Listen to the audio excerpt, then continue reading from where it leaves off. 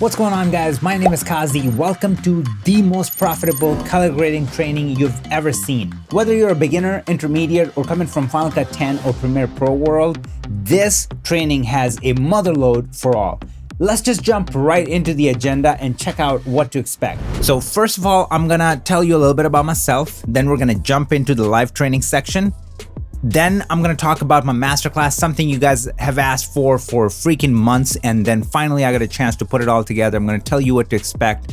And we're gonna end it off with my favorite section, Q&A, questions that came straight from you. I curated them to bring you the most value. And this is where I'm gonna show you how to create that soft, creamy contrast that we see in Roger Deakins movies, how to create that look. And then we're gonna attack the most dreaded question, which is how do you tackle the gamma shift that happens when you export something from Resolve? And I'm gonna be covering that at the end of this training. Now, before we even jump into my bio, I just wanna take a second to talk about why Davinci Resolve. Why am I so crazy about Resolve over, say, Premiere Pro or Final Cut 10? So let's talk about it.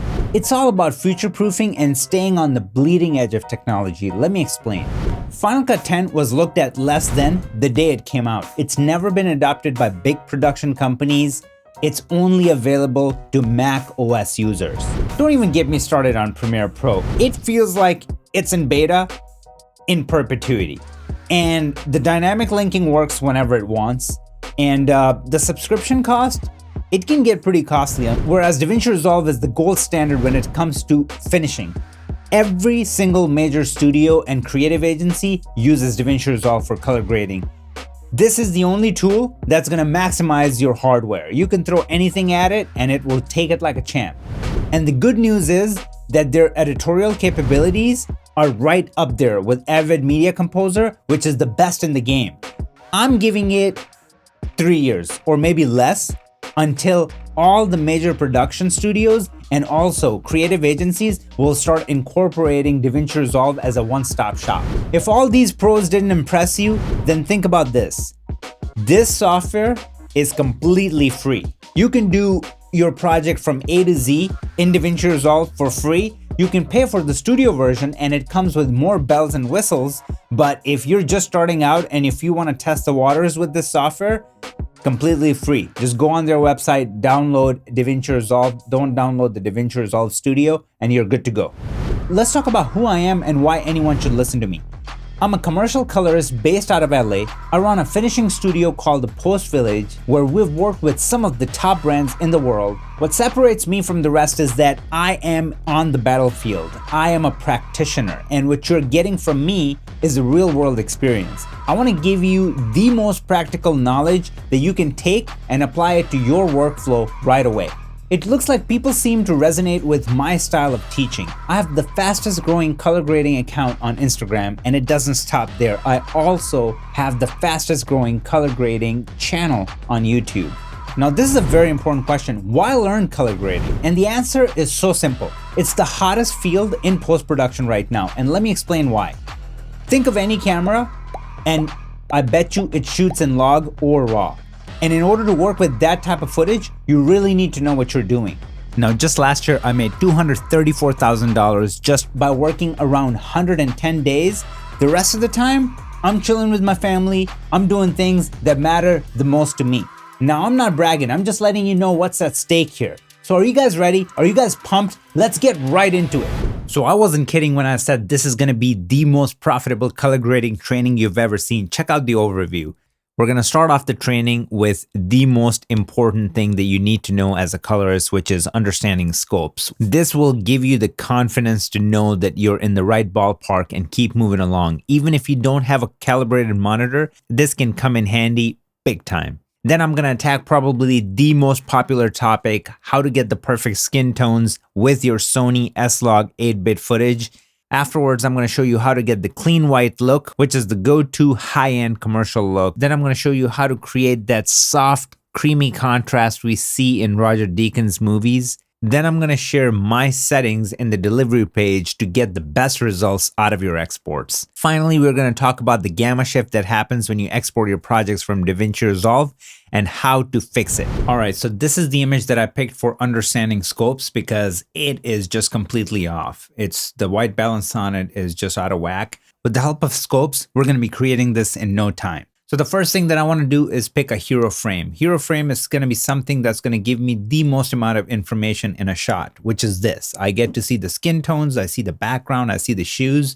So I have tons of different reference points to get my white balance just right. So in order to see your scopes, what you want to do is right click in the canvas here and say show scopes.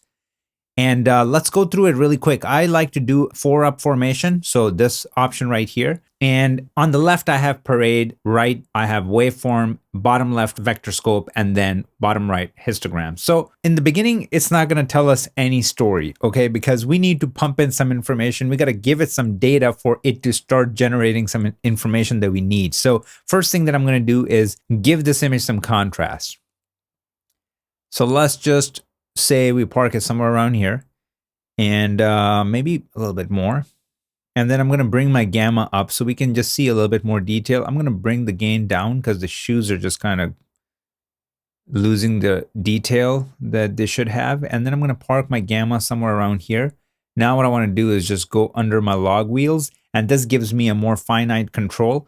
And what I want to do is I want to pull my shadows down to get deeper blacks. And I don't want to affect everything. You see how this is affecting this area right here because it's just grabbing it from a point where I don't want it to grab it from. So in order to control where it grabs the shadows, you use your low range. So what I want to do is I want to say, hey, pull it down and only grab the lowest low end areas like the hair, but leave everything else as is. Now it's looking much better.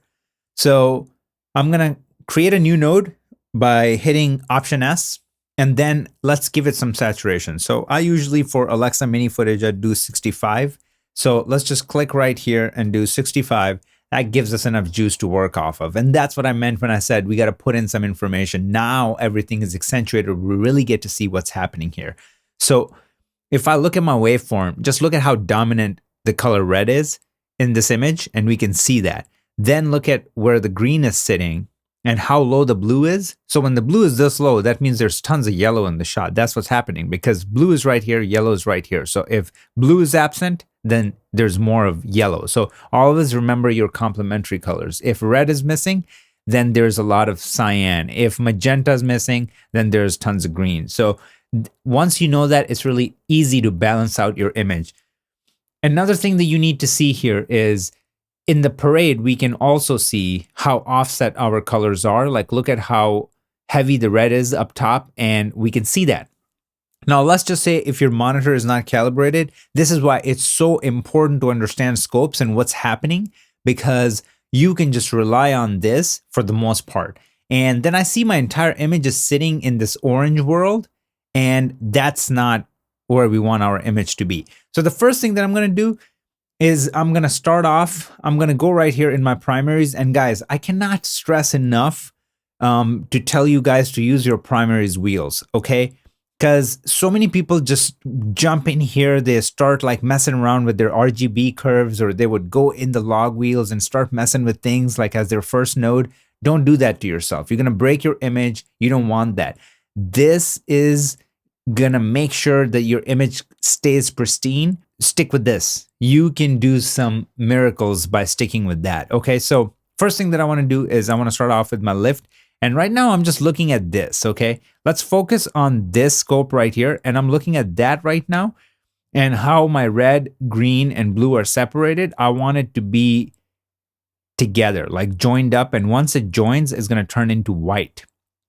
So what I'm going to do is I'm going to start pulling this, all of it close to each other. So look what's happening. I'm bringing it close to each other and boom. So now if I do before and after, like just look at the image, I'm starting to balance it out. That's what's happening. I'm starting to balance it out. So, and you can even see it here. Like now we're lining it up and the blue can come down a little bit, I think. So something like that for now. I'm going to leave it there. Now what I want to do is I want to take my gain. So I'm going to start subtracting some red and bringing in some blue. And I'm going to put it somewhere around here for now. Now I see it here that there's more work that needs to be done, but that's okay. We're going to do that in a minute. Now I want to go in my gamma And there's just way too much red and green, and I want to pull all that. So in order to do that, I'm going to just take my gamma and first start just pulling it down and then a little bit to the right. And I'm going to park it somewhere around here. And look at how much white we're seeing now. That means we're balancing out our image. So you see the white here, the white there. That means the shoe is right here. This is the shoe. And the shoe is the product. And if the product is looking right, now we're getting in the right ballpark, okay? Now what I want to do is I want to take my lift and I want to bring it down a little bit. I'm going to park it somewhere around here. Start paying attention to everything now. Like, look at her skin is coming back. Like, skin is looking real nice. Like, all the natural colors, even like her lipstick, everything is looking really good. The shoe is where it's supposed to be. The black points are where they're supposed to be. And now if I do before and after, just look at where we started to where we ended up. Like, we can see in the back now, you know, this is green, this is blue, you know, and we can see all these colors. Before it was just a tint on everything. Like, look at her face and look at it now and how easy we got there just by using scopes. I was literally just moving my wheels based on the scopes. I was trying to just hit those points. That's what was going on here. Now what I'm going to do is create another node by hitting Option S. And this is where the secret sauce happens. And that's my signature method. And what I do is now I look at the image and I go, what is there an access of, and what do I want to pull out of this image? And I see there's still some green that's just sitting in the bones of this image that I want to pull out a little bit. So in order to do that, if the green is right here, then I want to go in the opposite direction. So I'm going to take my offset here in my primaries wheels, and I'm going to start pushing it up, but be very gentle here, okay?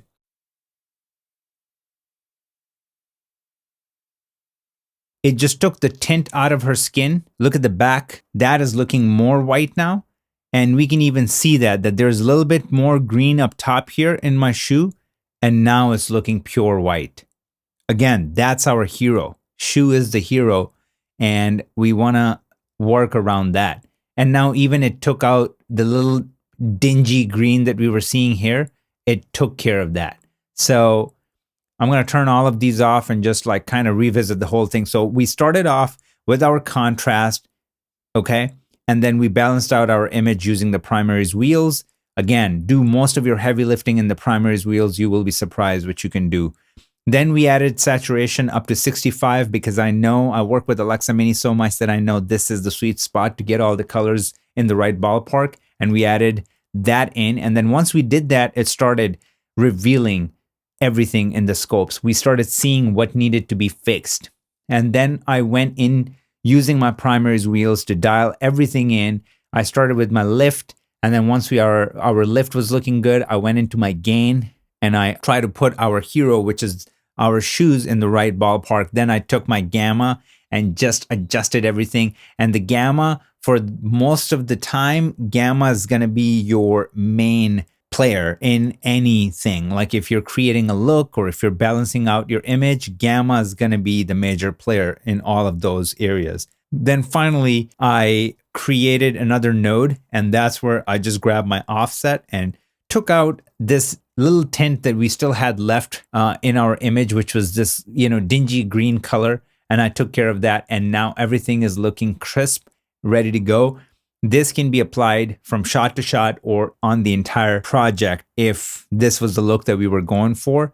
So that's how you attack scopes. That's it for the scopes. Now moving on to how to get the natural skin tones out of your S-Log footage. Let's go. This clip is shot by my wife on our vacation camera, Sony a6500. And I think it has a pancake lens on it, 24mm, 28mm, something like that. I bought it off of Craigslist for $100. The white balance is off. It's exposed too much to the right. And there's literally nobody holding a silk to block out the sun that's directly hitting our guy. You can see the shadow on the right side of his nose. All in all, I wanted to pick something that was challenging because I know most of you out there are probably working with something that's not easy to create magic with. So what you're going to witness here is going to give you the permission and help you out in those situations, how to go about it and get the most out of your footage. Let's get going. So the first pro tip when working with 8-bit log footage is you never want to use qualifiers. So forget about this tab. We're not going to be in there doing anything. So now the challenge is, if you don't use qualifiers, then how do you select and isolate your skin and get it in the right ballpark? Well, that's where this video is going to blow your mind, and the techniques that I'm going to be using, I know for a fact that you haven't seen anywhere else. So let's start off with our node tree. First node is going to be reserved for noise reduction because there's some inherent noise that you get with the S-Log footage, especially with 8-bit. So we're going to leave that there. Then this is where we're going to do our exposure. Third node is going to be for our balancing, and then we're going to fine tune that balance in our fourth node. Fifth is where the secret sauce, the magic is going to happen. That's where I'm going to show you the skin techniques. And then sixth is going to be where we're going to create somewhat of a look. We're not going to push it too far.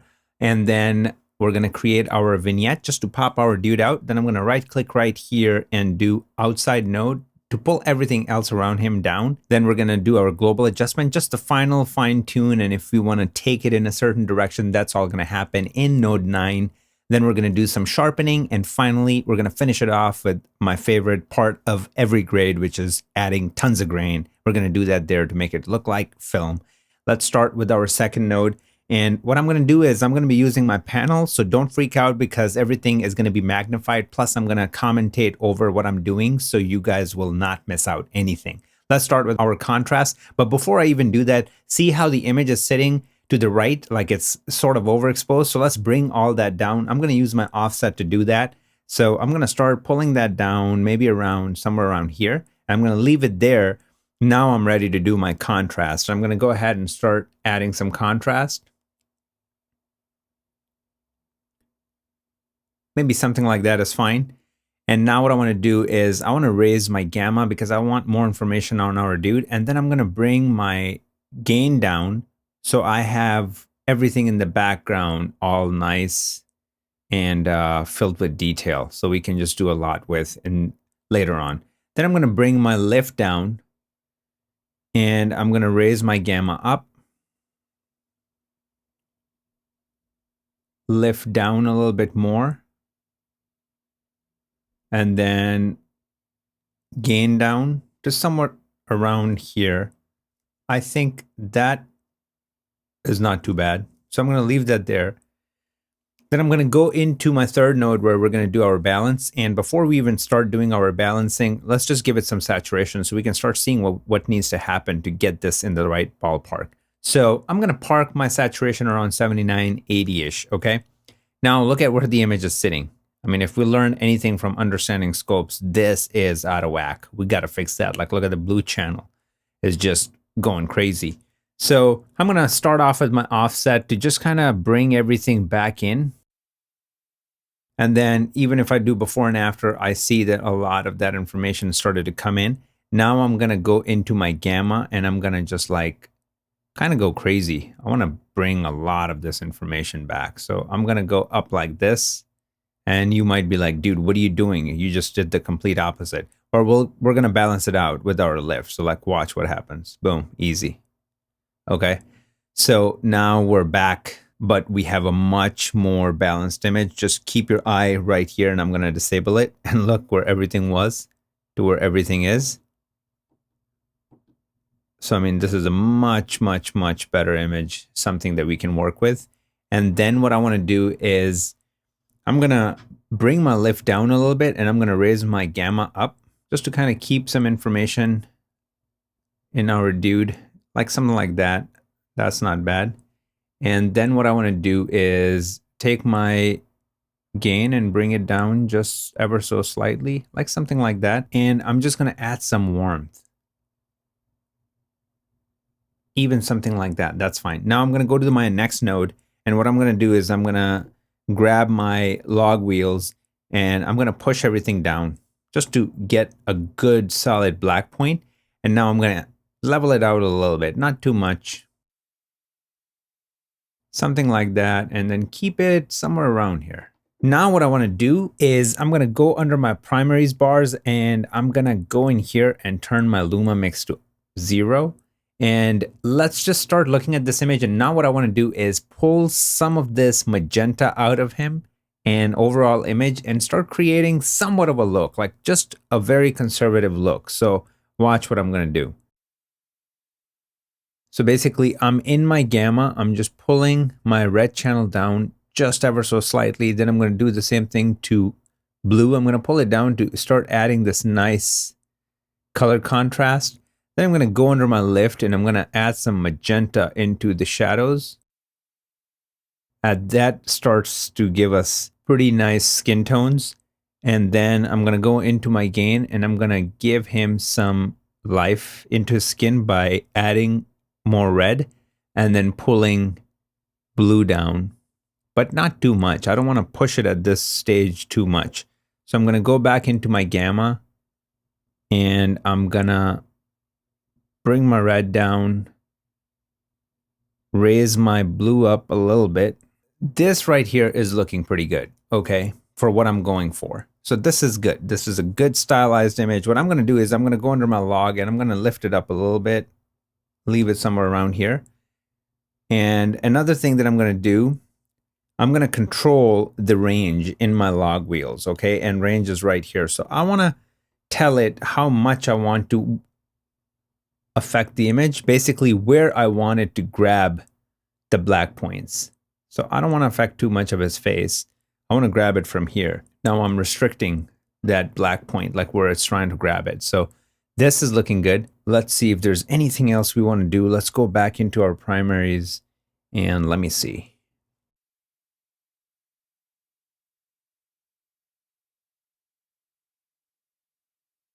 Okay, just give it a little bit more red. Okay, I think this is looking really nice.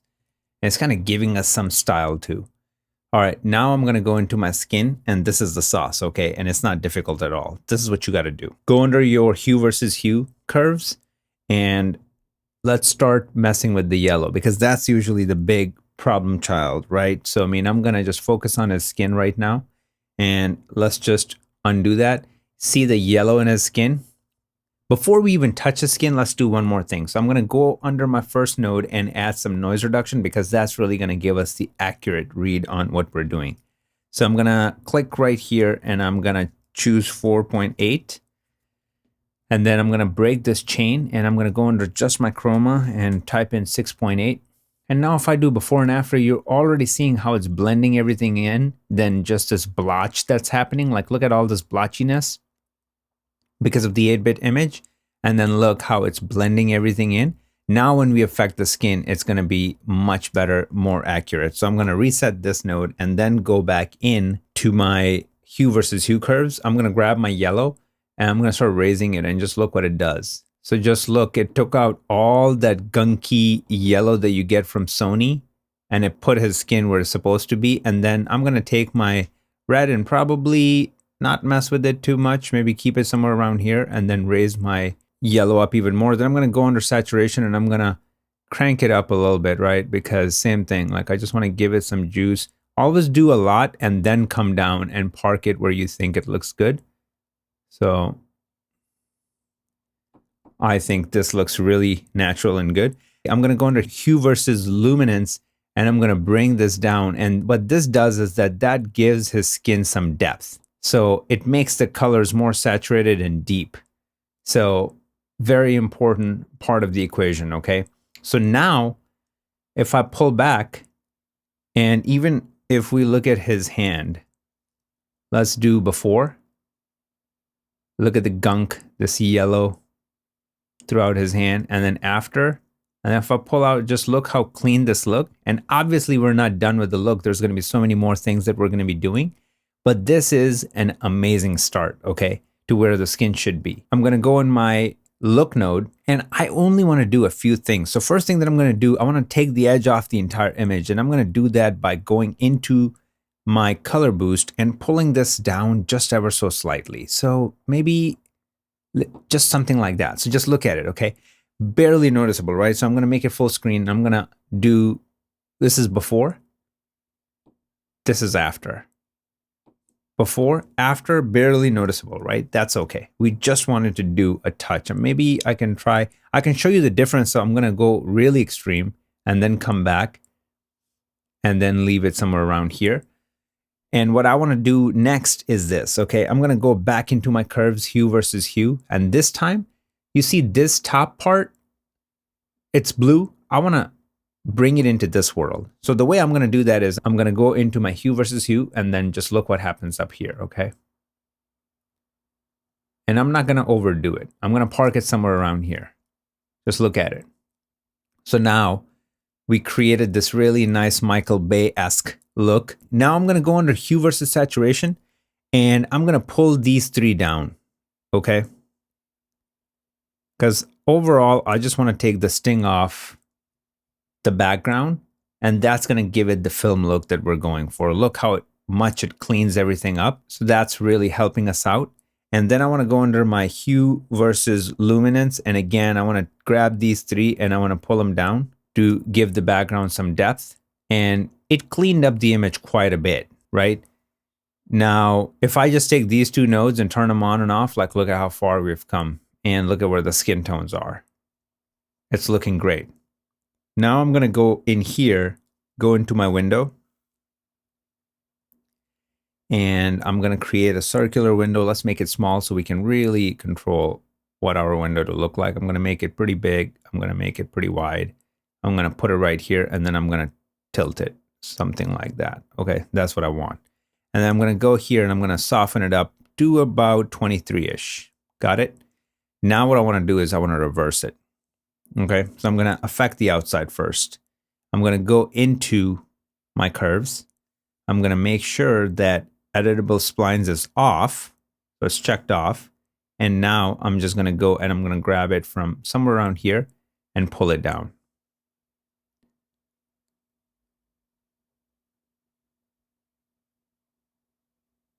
Maybe somewhere around here, not too much. Something like this is pretty good. We're getting way more detail now. Then I'm going to go, which is the outside node. So I'm grabbing the opposite now. This is where I'm going to click on these three dots and I'm going to say, hey, turn on editable splines. And now just watch this. I'm going to grab this and I'm going to raise it. And now just look how much it pops our dude out. And everything is in control. Nothing is blown out. It's perfect. Okay. So if I take these two, just look at the kind of work we did here.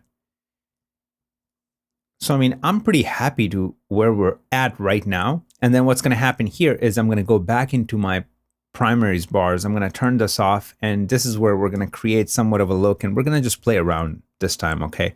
So I'm going to go under my gamma and I'm going to bring it down just to kind of give it the little Joker-esque look, like the perfect teal and orange action.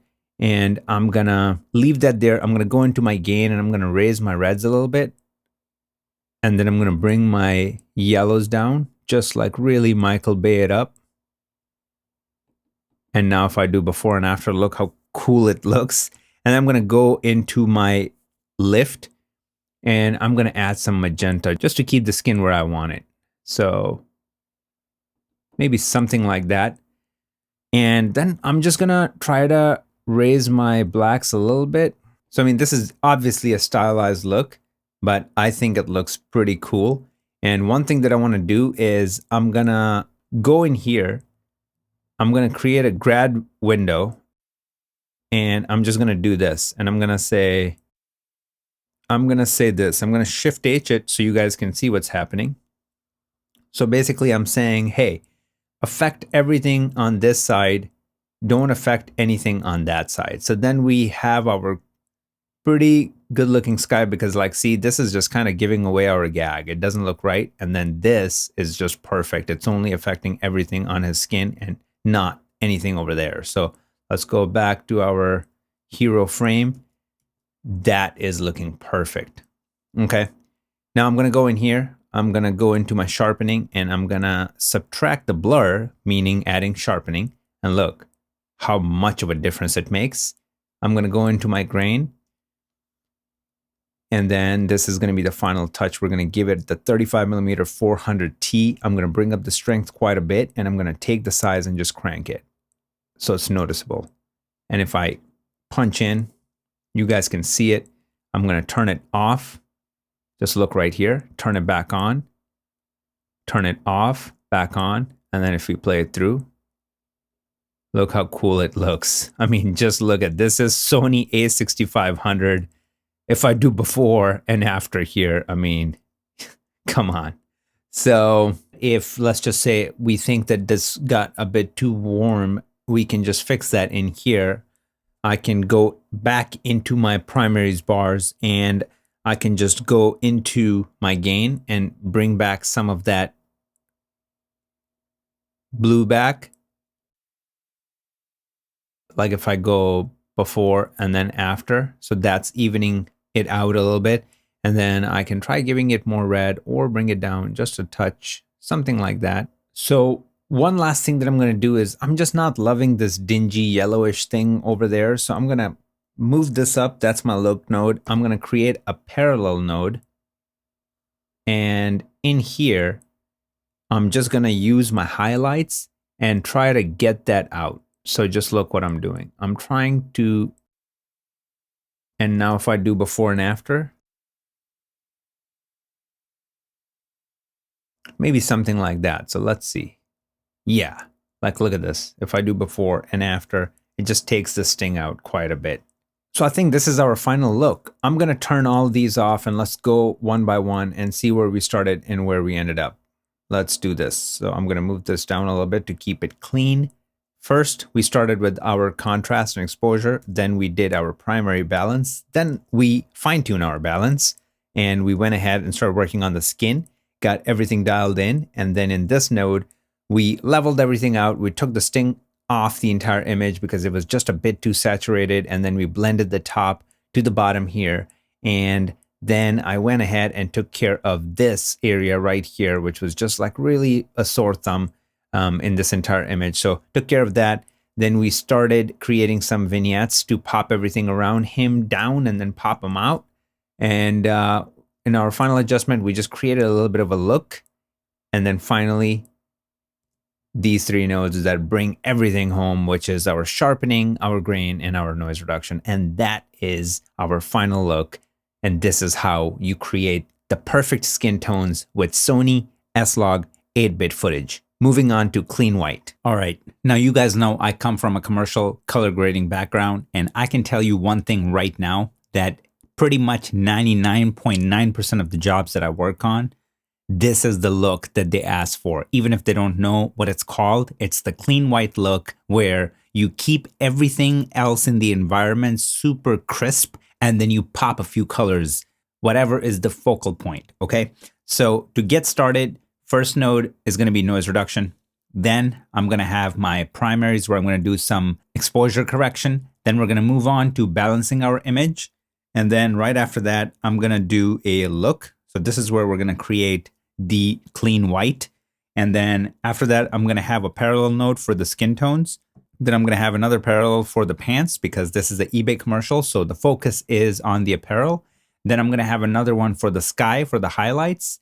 And then we're going to move on. I'm going to have a node for my look adjustment, just if you want to give it a look or do something fun with it or balance everything out after making all these changes in these nodes. Then we're going to move on to creating a vignette to pop our girl out from the background. Then I'm going to do a global adjustment where, you know, we're just going to get experimental a little bit. And then we're going to do our sharpening and finish it off with some grain. Okay, so this is the node tree structure. Let's get going. So this node right here, I'm going to start giving it contrast. So again, I'm going to start with the contrast down here. So let's go. And since this is a fashion commercial, I don't want to crush anything too much. So I'm just going to leave it somewhere around here. This is looking good. Then I'm going to go into my gamma and I'm going to raise it up because we really want to fill up the room. And then I'm going to bring my gain down just a little bit so we can see the detail outside the window. And then I'm going to bring my gamma up more. Like I said, I'm just filling in the room, like all these areas right there. So something like that is looking pretty good. This is nice. I'm just going to leave that there for now. Then I'm going to move to this node. And this is where we're going to start giving it some saturation. And I just really want to crank it because I want this whole scene to be super poppy. So I'm going to leave it at 100. I'm leaving it at 100. That's totally fine. So now let's balance it out because we can see where the balance is off. And I'm going to start with my gamma because this is the problem child right here. If we fix that, everything else is going to fall into place. So let's get going. Okay, so now if I look at my gamma before and after, like we did quite a bit there and it's looking really nice. And even the highlights and everything is looking nice. I can definitely see that there is more green in the shadows because just look at the undertone. So before we even get to that, let's just give the blacks are too lifted. So I'm going to go in my log wheels. I'm going to pull this down a little bit, okay?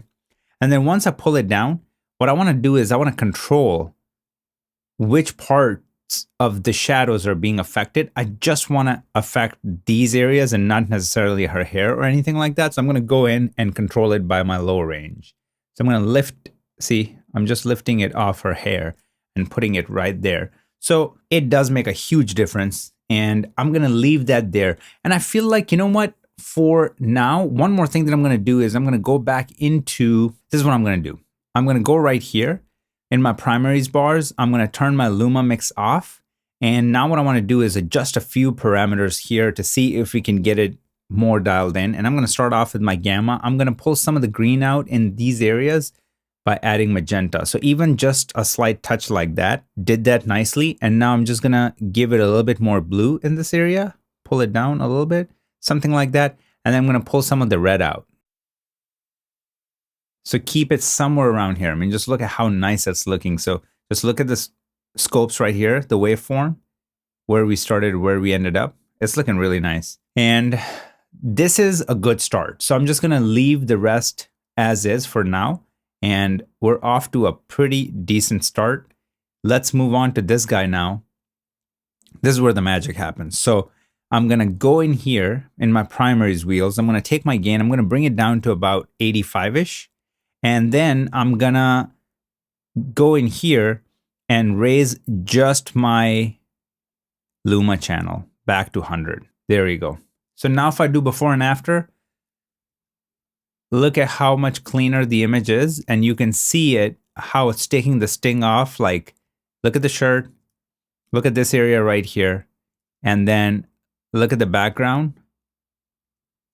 It's just taking the dinge off a little bit, okay? It's cleaning it up quite a bit. I mean, even if you look at the teapot right there, what it's doing to it. So it's doing a lot of stuff here, but we're not done yet. I'm going to go into my color boost and I'm going to crank it down to about, basically, I'm just looking at my shot and where the whites are looking super clean. We can see that right here. Like, look at my whites. Now, if I do before and after, like, look how much of a difference it made. So this is the clean white look. Now, don't worry about the skin or what's happening to these colors that we want to pop. Because again, it's an eBay commercial. This is the emphasis. This is the emphasis. The jeans is the emphasis. These are the things that are the emphasis. So we're going to bring that out. So I'm going to go back in here. And now I'm going to say, hey, go to my color presets, grab my reds. Okay. So this is very nicely going to grab my skin, grab everything that's red in this frame, and just watch what happens. I'm going to take my gamma and gain at the same time, and I'm going to start moving it until I have enough juice in my skin. Look at how nicely it's working. Somewhere around here, I'm very happy. Look at this. Everything is looking very good. If I do before and after, just look at that. We can even just be a bit extreme with it, and let's see what happens if I just push it. Even something like that. So now if I just take these two and turn them on and off, just look at this. Just look at how it was gunky here, and look how much it cleaned up and then gave us the color where we want it. Like, just look at the back, like how there is all these colors right here, and then look, crisp. Like, look at right here, all these colors, crisp. So that's the clean white look. We're not even finished. We're just getting started. Now here, I'm going to grab the jeans and then I'm going to start affecting it. And I'm going to do it the same way. So I'm going to go under my presets. I'm going to say, hey, grab blue. And now it's going to grab the jeans, okay? And now I'm going to go in and just take my gamma and gain and start taking it towards blue. And just look at the difference. So we're putting a good amount of emphasis on it. Now it's also affecting this area right here, which I don't want to affect. So that's super easy. I'm just going to go under my windows. I'm going to do a gradient and I'm going to say, just affect this and nothing else. Don't affect that. So I'm going to restrict it. And now if we do a full key from start to finish, we're going to see that it's only affecting her and that's it. And it's just really nice. Like we're just popping it ever so slightly. See, we're just putting some color in there and that's all I wanted. Okay.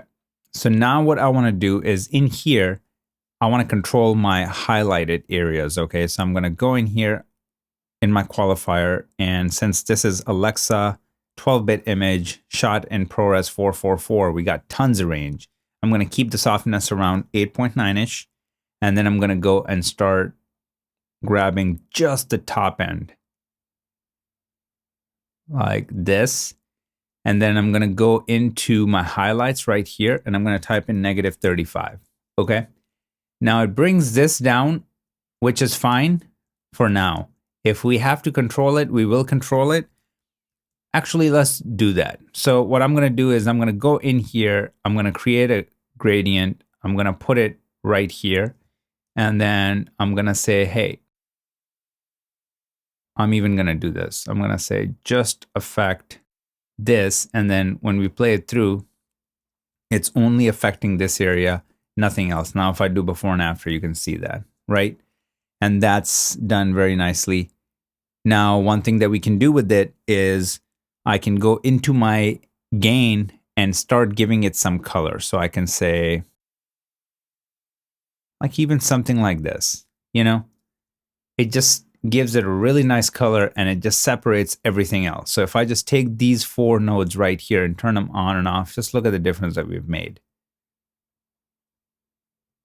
Like this is huge. So we're on the right path. Now I'm going to skip my look adjustment node and I'm just going to move into my vignette and let's create that. So I'm going to grab it like this, tilt it around quite a bit.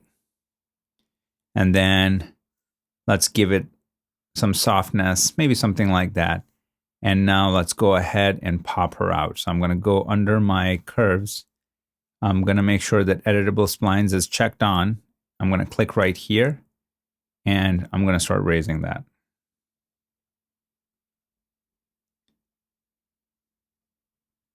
And I really want to like pop her out because this is a fashion commercial. So I really do want to pop her out. So, I mean, this is looking really nice. I'm going to go in here and I'm going to see if I just like pop the entire image out just a little bit.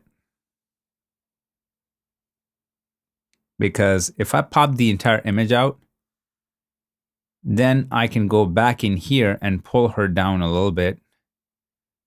So now if I grab these two, oops, if I grab these two and turn them on and off, just look at how much pop we have, yet everything is under control. Nothing is going out of whack, okay? And then this one, instead of adding sharpening, I'm gonna show you something really cool. I'm gonna go in my midtones, midtone detail, and I'm gonna pull it back to give it sort of like this dreamy look.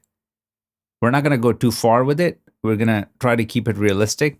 But if I just put it at 20, just look how everything kind of just like softens up. And if I just go close and like show you before and after, like look how there's a little blooming effect that's happening and everything just blends in. Like even look at right here. So it has that really cool dreamy look.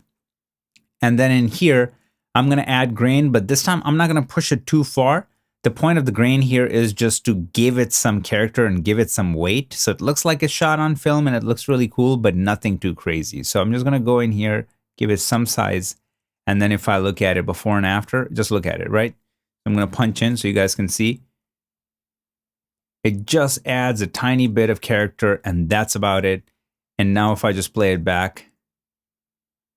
Now, one thing that we can do to clean up this image a little bit more is add a noise reduction because it always helps. Like, and the type of noise reduction that I add is just so little that it will never degrade your image. It will just add the right amount to just take any blotchiness out or any artifact that you might have going on. And it just cleans all that up. And guys, this is our clean white. Let's go through it step by step, where we started to where we ended up. Let's go. Okay, this was our log image. This is our exposure setup. So we did our exposure first. Then we went in and balanced our image out. This was the sauce about the clean white, which took the dinge out of the clip. And then we started isolating our elements. But this isolation is so cool that you can apply it from shot to shot. This is not something that you have to adjust, fiddle with. And that's why I went through Resolve's own preset 6-vector. So this is a pro tip right there.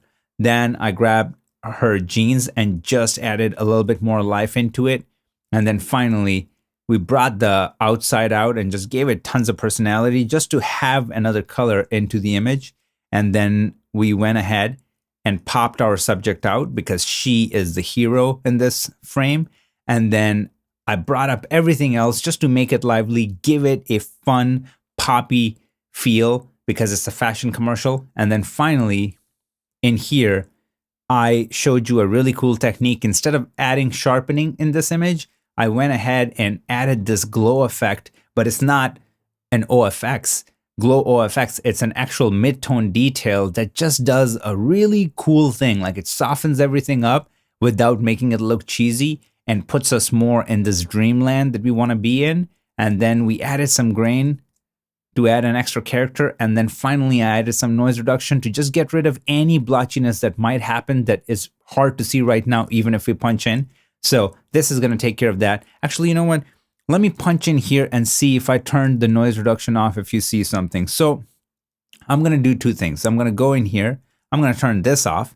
Then I'm going to go in here and you see how much it's cleaning up. So now you can see that, right? So even right here, if I turn this off, this is the noise. This is the thing about the noise. It always sits in these crazy areas, right? So this is the noise.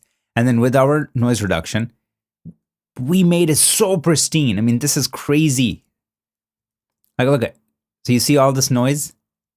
With the noise reduction, it took care of that. And then in here, we added grain, which gives it this film feel. And then when you pull out, this is the image we got. We started here, we ended up here. This is your clean white look. I'm telling you, this is the most profitable technique you can pick up from this training, because every commercial, wedding video, corporate video, whatever have you that you're working on, you create this look and people are gonna go nuts. Remember the best export settings, creamy contrast film look, and the gamma shift fix is gonna be included in the Q&A section. Done and done. Resolve is easy, right? Now, I got a good news and a bad news for you. Bad news first. We haven't even scratched the surface yet. I mean, this thing runs deep. It just goes on for days and days and days and days, okay? The good news is, so many of you have asked for it. I've been putting in months and months of just endless work. And finally, I have my masterclass. I want to take you through this and just show you the kind of stuff that I'm covering in this, okay? 10 years plus of experience just juiced into this. Now, before I even take you through my masterclass, I just want to say, if you think I went through this entire training too fast, don't worry. This training, along with the footage files, are going to be available to my masterclass members. All right, guys, get so freaking pumped because I cannot wait to share what is included in my masterclass. I had to create a roadmap. I had to create something that fills in the blank and takes you from start to finish and everything in between. It's really cool to see a cool tip here and a cool pro tip there, but to put it all together and create and develop a system, you really need something that shows you the way. And this color grading masterclass does that and then some. This is not just for colorists. If you're an editor, if you're a cinematographer, and if you're a director, this can be applicable in your workflow. Anyone can benefit from correcting their images and making their films look more professional. So this is how the entire class is laid out. It consists of 7 modules, and I think of it as 1 module per week. It would be my recommended way to go through this masterclass. And I want to take a second to read you this from one of our students, Kazi, you would not understand how much time I spent in the second module. I legit have 13 pages worth of notes just based on that module, and I have easily spent 50 plus hours on that module alone. I broke everything down, applied and watched again until I learned it. I have finally moved on to color correction and everything is making sense. You just keep adding and adding. Let's do a quick overview of the masterclass. So on your left column right here, first thing you're gonna do is download the course materials, and that's what separates my class from the rest. I've collaborated with some of the best cinematographers in the world, and the stuff that you're getting is not some cute cats running around that you're grading. Although I do have some problematic shots, those are just for how to troubleshoot that stuff and get your image looking right. But overall, you're gonna be working on stuff that's gonna get you ready for that battlefield. So when you're out there working on your projects, what to expect, everything is in here. So introduction, go through every single thing here, guys. I'm an editor first. I'm part of the Motion Pictures Editors Guild. And one thing that I can tell you is that everything in this course is airtight. There are no ums and ahs, and there's no fluff. So go through every single thing or else you're gonna be missing on some vital information. Crash course is gonna be here, and this training that you just saw is gonna be added in here as well, so you can watch it as many times as you want. Then I'm gonna take you through different pages in Davinci Resolve that pertain to color grading, and this is gonna give you a broader perspective of what to do if you get stuck or whatnot. Then on your right-hand side, this is our module 1. So basically, I'm gonna take you through two main ways to conform your footage. Conform is basically getting your footage in from Final Cut 10 or Premiere Pro into Resolve, and then out of Resolve back into your preferred NLE. So here I'm going to take you through different methods, the wrong way, the right way,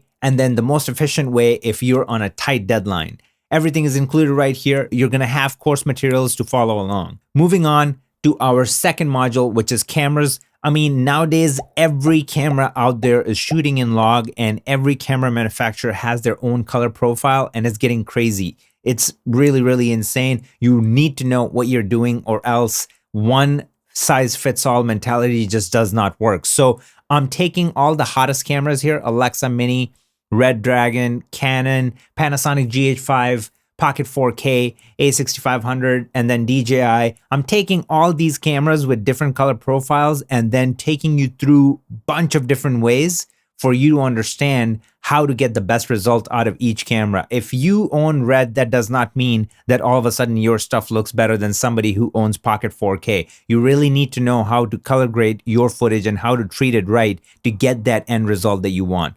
Moving on, we're gonna go through color correction, which is module 3. And guys, this is it. That's the bread and butter. When you saw that last year I pulled $234,000, 80% or more of it came from color correction, because you're working on jobs that are branded content, commercials even, or you got documentaries, corporate videos, and all of these jobs require you to make the image look good and poppy, and that's all they're asking for. They're not experimental. They're not looking for a grade. They're not looking for a certain look. So I'm taking you through, I'm breaking down every single thing that you need to know: how to get the best skin tones regardless of the camera you're using, how to make your landscape pop, what do you have to consider when you're working on products, what about if you have Rec 709 footage, can you do anything with that? So all of that is going to be covered here, again, loaded with course materials that you're going to practice with. Then we're going to move on to our module 4, shot matching, which is probably one of the most asked questions. Everybody's just like, hey, Kazi, I can grade one shot and it looks great, and then when I move to the next shot,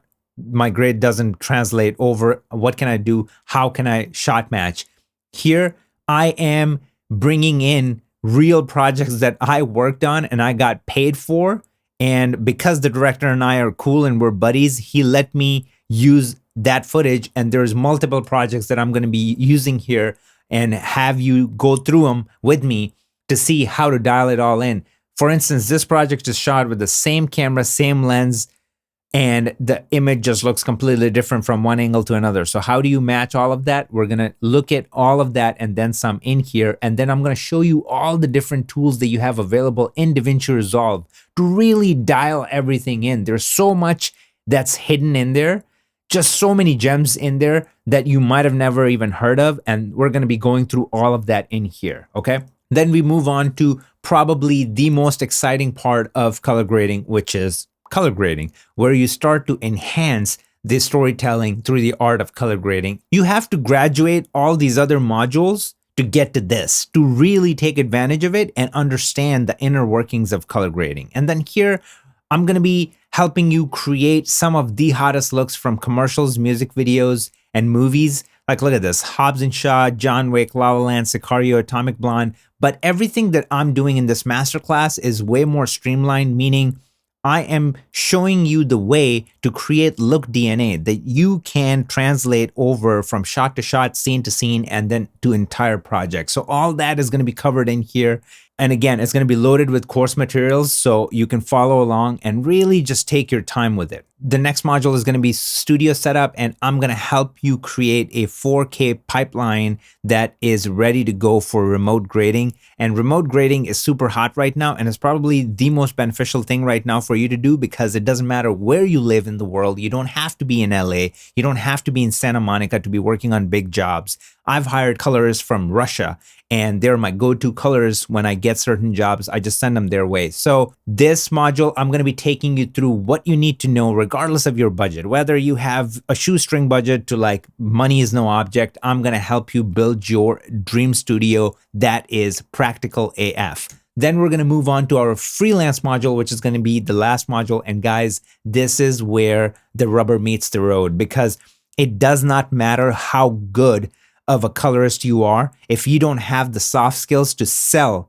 your color grading chops, you are not going to be doing anything. You're not going to be working. And then somebody who can just talk the talk will take your job. Even if he gets fired later on, he will take your job. And this module is just literally 10 years of experience as a freelance colorist, somebody who's running his own shop, somebody who's working with tier 1 clients. I'm breaking it all down. You get to look at all my wins in the last decade, what worked, and I just curated all that stuff and put it on a platter for you, down to a point where I'm showing you my invoice where I went from charging $8,000 to $35,000, and it will literally be right in front of you. You can just copy paste and send it out to your clients and see the difference. I'm going to talk about negotiating skills. I mean, come on, that's one of the biggest ones here. You can double your rate overnight if you just know how to negotiate with your client. I'm going to be talking about how does it go down when you're working with high-end clients, the strategies, the collaboration, the end game, all of that is going to be covered right here. How to make a demo reel that will land you a job. This is basically, you are getting access to me. You're getting a mentor. And guys, just come on. I mean, look at this, 23 hours of content. You guys watch a 10-minute video on YouTube from me and you guys lose your ish and you guys are like, hey, we're learning so much. This is absolutely insane. 157 training videos as of today. And like I said, I'm going to be doing some updates. I'm going to be adding more stuff in here. Now I want to play devil's advocate and talk about why Freelance Colorist Masterclass. So let's start with number 1, school system. In the United States, it's going to cost you somewhere around $60,000 and more to go to film school, okay? It will take 4 years to graduate. And by the time you come out, that information is already obsolete, okay? You're taught by people who are not practitioners. And that's a massive one because the difference between somebody who's on the battlefield and sharing stuff that's really relevant and that's how it goes down compared to somebody reading you a textbook are just not the same thing. Number 2, on-site boot camps. Now, the problem with that is that you're not going to have some hotshot colorist popping up in some remote area in South Africa. That's just not how it works. It's all supply and demand. And it's usually expensive. So you are going to pay around $1,200 and more for a 2-day boot camp. Then you got this one-size-fits-all scenario going on because they're going to be catering to everybody in the room. You're not necessarily going to get one-on-one interaction. And ultimately, you walk away with the notebook full of notes, not necessarily course materials and things that, are tangible and you can use later on after the course. Now, before we move on, this is my favorite part. It makes me feel so humble and so thankful. I want to take a second to share what filmmakers around the world are saying about FCM. What is up? My name is Josh and I'm a filmmaker in Utah. Fala galera, meu nome é Brian Marçal, sou colorista e editor aqui no Brasil. Hi, my name is Daniel Geyer. I am a director and producer. Hey guys, my name is Joel Black and I'm a filmmaker and colorist from Australia. I'm pretty sure that everybody has that dream of being their own boss and going full-time freelance. This course is going to help you do that. Algo que eu sempre busquei fazer foi sobre como melhorar o nível das minhas produções através do uso das cores. Mas até então não existia um treinamento específico para isso. The best thing about this course is that it just is the only way to not spend years reading manuals and trial and erroring it and getting bad advice. It's the only way to not go and spend $50,000 a year at film school, which, by the way, I've also done that. Quasi's Freelance Colorist Master Course is something that I feel that anyone at any level can gain something from. I personally was able to quit my job and go full-time freelance, and I know that Kazi's course was one of the things that helped me do that because I had the confidence and I had the skills. Foi até então que eu conheci o Kazi, ele me apresentou o FCM e de lá pra cá minha vida mudou da água pro vinho. The good thing about the course is that all that stuff is there. Like, I reference it all the time. Every month I'm going back in there being like, wait, what was that one thing that he said? There's loads of information on the internet, but I haven't come across anything quite like Quasi's course. The one thing that makes this class extremely special is that Kazi is truly invested into it and he wants to help us. He wants to give all of his knowledge away and he wants to really raise the filmmaking community. O que você está esperando para garantir já a sua vaga no FCM? Garanto que você não vai se arrepender. Now, everything that I told you about the masterclass so far, I mean, it just does not end there, okay? One of the coolest things that are going down right now is our private group where we host weekly competition. Then I deep dive into each entry, and sometimes these competition result videos are 2.5 hours long because I really want to get in there, break it down for you, tell you how we can make these looks better. And the amount of interaction that we're getting in that group and how everybody is genuinely there to help each other and the growth that I'm seeing every week is freaking exponential. And just look at the prizes. I mean, the next prize is going to be the micro panel. So anyone out there that has been dying to get their hands on the control surface but just can't afford it, well, if you are kicking ass and if you're interacting with everybody and if you're staying on top of your game, well, you might be the next guy who gets the panel. Once again, if you thought this was it, give me one more chance. Finally, we have a job shadow. What's going to happen here is I'm going to bring in real world projects that I'm currently working on with, whether it's for TV or music videos or anything in between. And you are going to get access to the freaking footage. That's correct. The professionally shot stuff that's either on broadcast television or collecting millions and millions of views on YouTube, music video, whatever have you. You're going to get footage to practice along with the project file that I'm going to upload for you so you can see my note tree and how I went about the whole thing. And then I'm going to do a project breakdown from start to finish, how I landed the job, how I went about creating the looks. And then finally, when I delivered it, was the client happy? How did that whole exchange went? And this is something to expect that's going to be coming to the masterclass very soon. This is just the beginning of like the updates that are to come, but there's so many more things. I'm going to put out like top 10 effects that I've been using with DaVinci Resolve 16. And it's like the list goes on. I have tons of things written out on my whiteboard right now. And those videos are going to be coming very soon. Now the thing that you guys have been waiting for, which is how much does it cost? Let's talk about it. Let's just quickly revisit. A school system is costing you $60,000 with outdated information, and it's taken 4 years of your life. Then we're talking about on-site boot camps, $1,200 and more, too expensive for just a notebook full of notes and limited access. So not even everybody has access to these. And guys, get ready. Drum rolls, please. My freelance colorist masterclass, I'm pricing it at $697.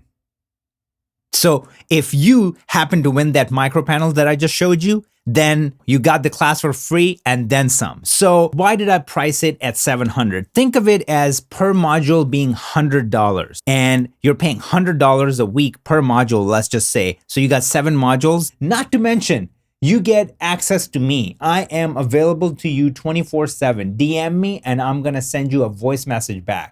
Ask anyone around. All right, I'll do you one better. Next section is Q&A, and it's probably one of my favorite sections of the entire thing because these questions came straight from you guys and I curated them in a way to get you the most value, okay?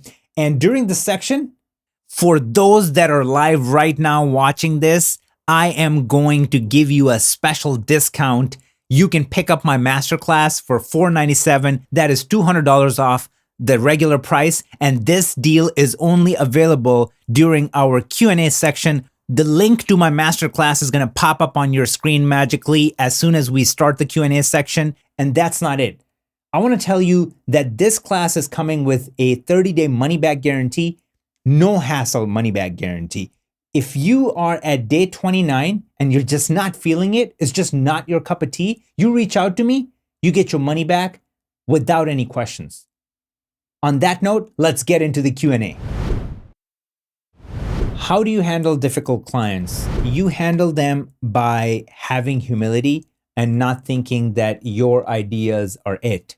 When you're working for somebody, just think of like how it sounds. You're working for somebody. So your job is to cater to them, and that doesn't need to be that you're crushing your soul by making them happy. It could be a happy medium, and that's something that comes with experience, but you have to open yourself up.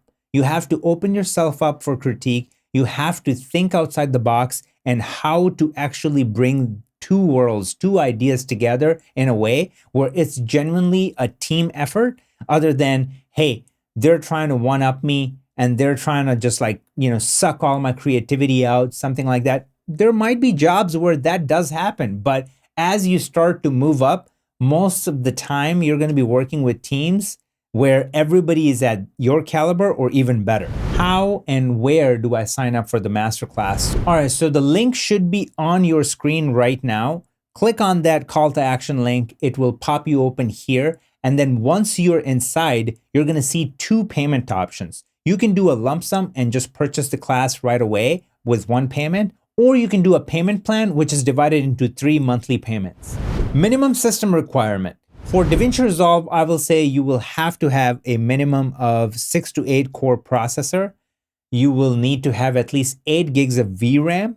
You should have about 16 gigs of RAM. More is better. And then SSD will always be beneficial. But I mean, if you have a regular spinning drive, that's okay too, as long as it has a speed of about 200 and more megabytes per second, you should be pretty good. So that is literally the bare bones setup. Do I need a paid version? Now, earlier I mentioned Final Cut 10 and Premiere Pro already cost more than Davinci Resolve. The plugins that you get in here are better than some of the most premium third-party plugins that you can think of. So no brainer. Absolutely go with the studio version. How to work remotely? I mean, it's been so simplified thanks to Vimeo and Frame.io. So if you have Vimeo, you will need to have a pro account, and with the pro account, you have the ability to upload a video where the client can view it in a review room, and then they can leave notes, they can annotate things on screen, and it will be timestamped. So when you see it on your end, you will know exactly what to fix. And then Frame.io is exactly the same thing. Now, that's just the bare bone version of it, right? Because there's so many different aspects to it. And remote grading is so hot right now because it's cost effective. It could be really freaking fast if you're dialed in. And in my freelance module, I'm taking you through step by step how to set that up. And not only I'm working with clients that are all over the world, I'm hiring talent that's all over too. So there's so many different things that are covered in the masterclass. Payment options, you can use a MasterCard, Visa card, or any other card out there. Also, you have PayPal available for those who want to use that. Oh, the dreaded gamma shift. So many people are turned off by this feature in Davinci Resolve, and that's why they stick with Final Cut 10 or Premiere Pro. Here's the thing. When you're working in Davinci Resolve, it's bypassing any Mac profile display setting that you might have, and you can turn it on. By default, it's turned off. So what you're getting is a pure Rec. 709 Gamma 2.4 image, okay? When you export it and when you pop it open into QuickTime, it's dropping that Mac profile setting on it and crushing everything. But here's the pro tip. Go into your preference settings, and under your General tab, make sure that your Use Mac Display Color Profiles for Viewers is not checked, okay? So just leave it unchecked. I'm going to cancel it because it's obviously not checked.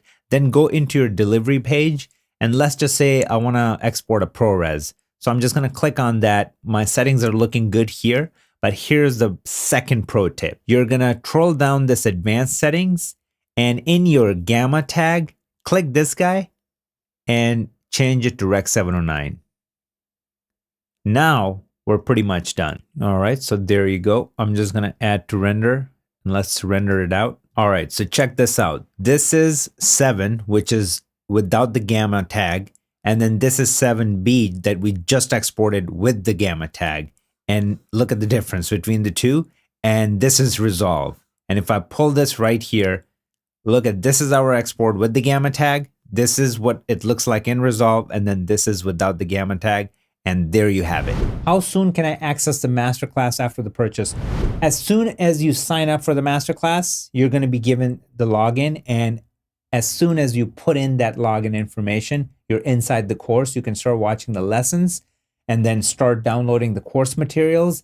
And you have a lifetime access to this course. So once you buy it, it's not like it's going to expire in a year, 2 years, 5 years, 10 years. You have a lifetime access to the course materials, the footage you're going to practice on, and then you have a lifetime access to all the lessons. Best export settings for web. So basically there's 2 different settings I'm going to show you. One for 4K exports, the other one is going to be for 1080p. So the first thing you want to do is click on H.264 in the delivery page, and then click on this little guy so it can twirl open this menu so we can see everything clearly.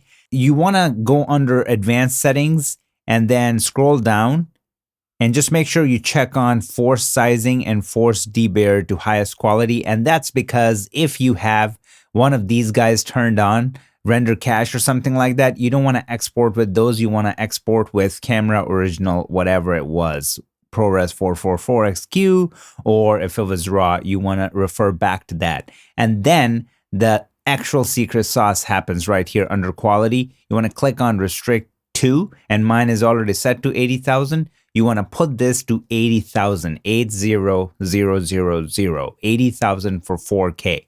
And that's about it. You don't want to mess with anything else. You can leave the data levels to auto or video, but don't put it to full because that's going to mess up your colors and everything is going to look super washed out. And other than that, this is perfect settings for 4K. Now, the only change you want to make for 1080p, you can leave everything else as is.